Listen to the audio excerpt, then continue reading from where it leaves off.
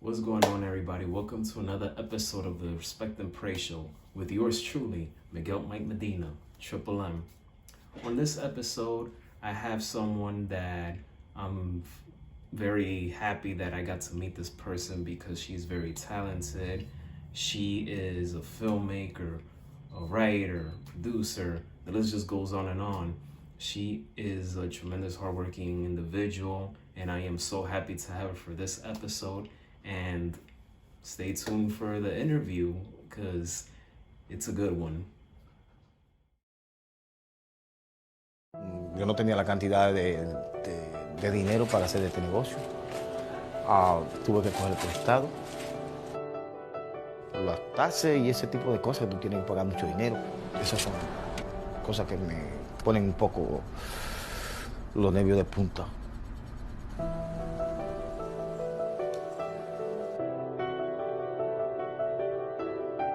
Quiero que vaya para que te pegue también, que está medio peor. ¿Viste? Ya sabes. I've spoken to him about it all the time. Like, he should get an apartment, like at least a one-bedroom apartment, or rent a room.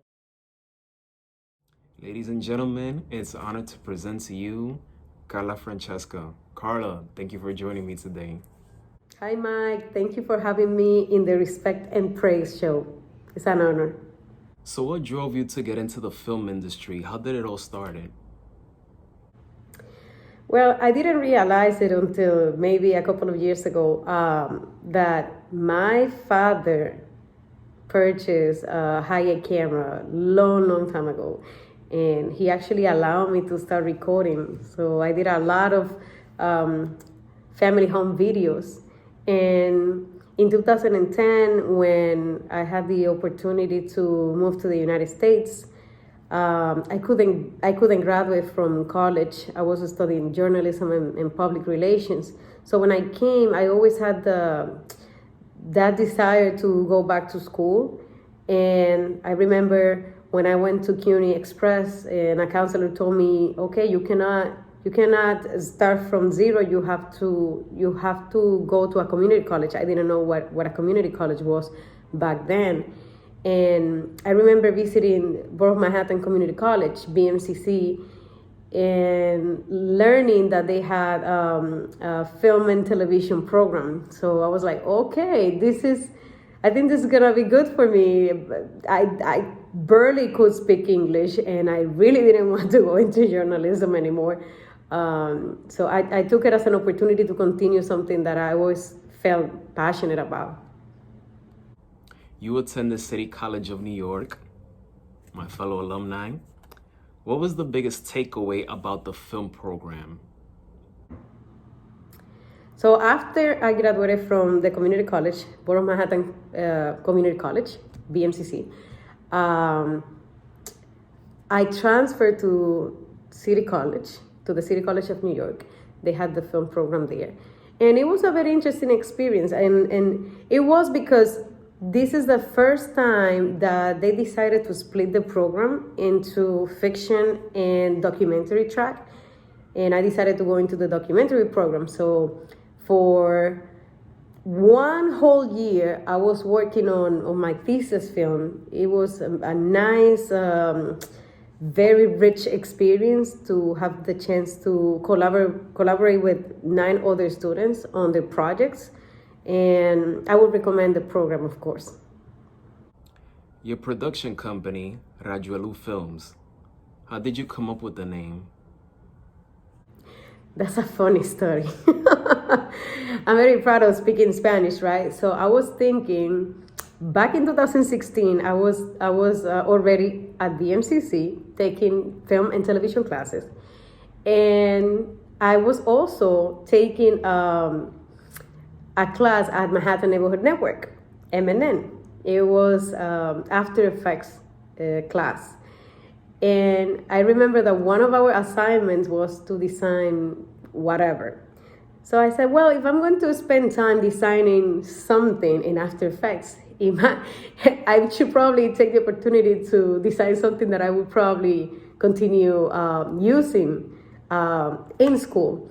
So I thought about the key element in creation of an image, which is light. So Rayoelu, it's 3 Spanish words combined that if I translate it to English is ray of light. And yeah, that's how I came up with the idea. And I actually like it. Nobody else have that name.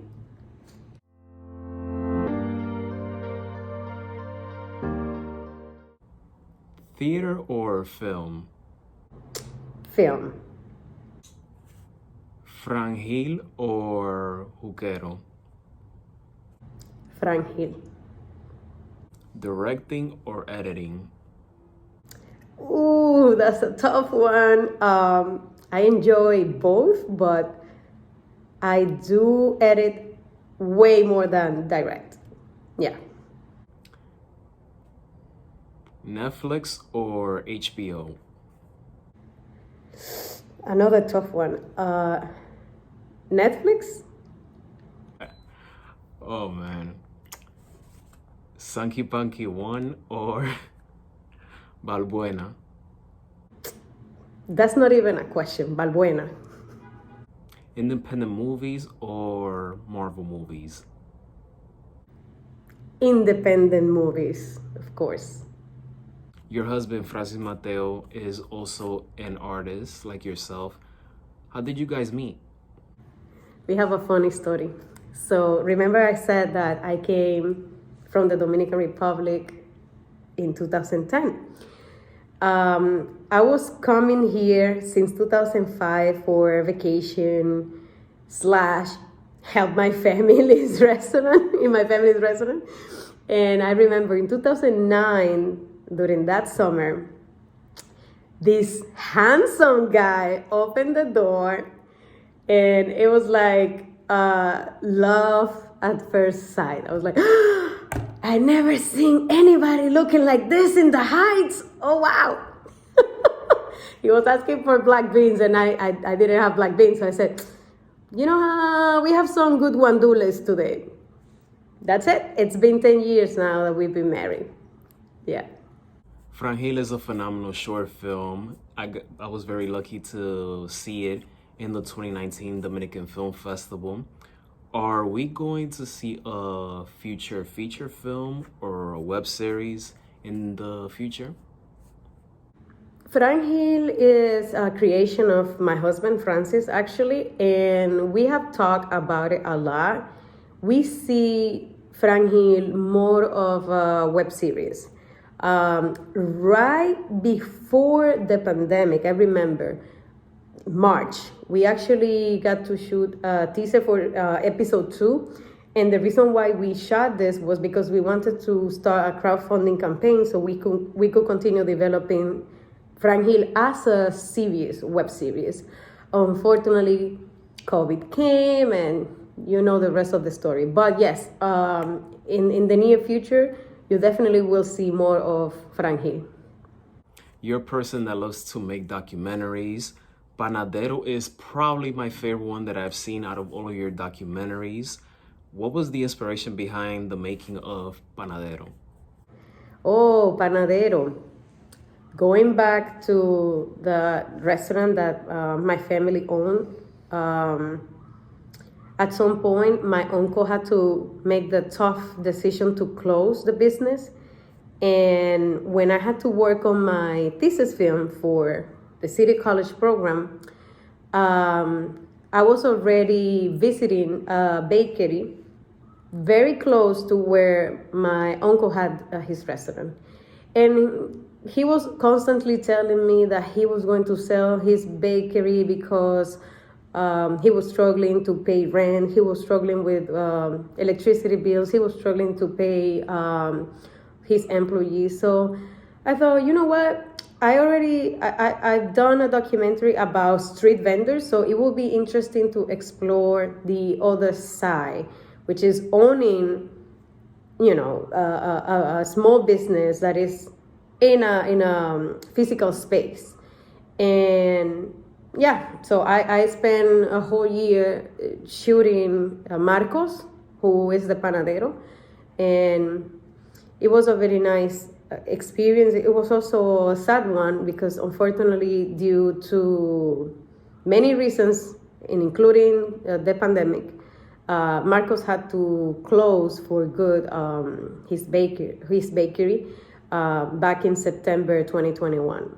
So yeah, so hopefully whoever sees panadero or layers of a baker, that's the name that I have in English, can have some empathy and understand the struggle of the small business owners, but also immigrants. It's a story about an immigrant.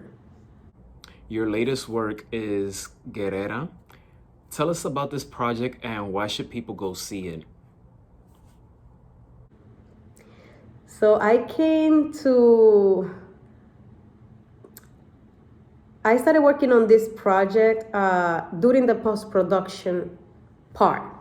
I wasn't involved in the pre-production. I wasn't involved during production time when they were shooting. And I remember the owner of the project, Jose Castillo, he said, "Carla, I need an editor."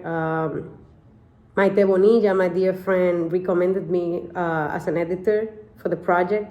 I knew it was not gonna be an easy one because they had a lot of footage, a lot of interviews. But because I knew how personal this story was to Jose, I said, you know what? Yes, this is gonna be a challenge for me, but let's do it. And during the 2 years of the pandemic, 2020, 2021, Jose and I were editing basically via Zoom. And it's a very important story because it's not only a tribute to Jose's mom and his family, but it's also a tribute to all mothers and to family. And everybody can relate. It's a story of struggle and overcoming adversity.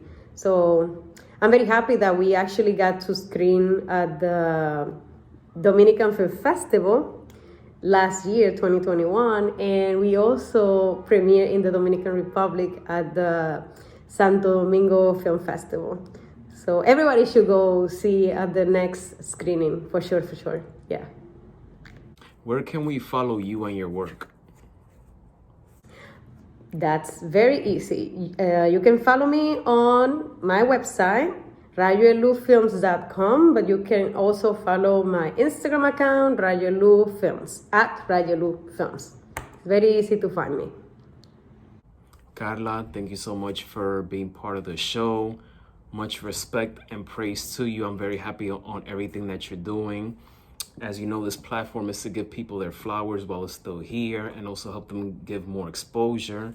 So I'm very happy for you and I'm looking forward to your future projects and everything that you're working on.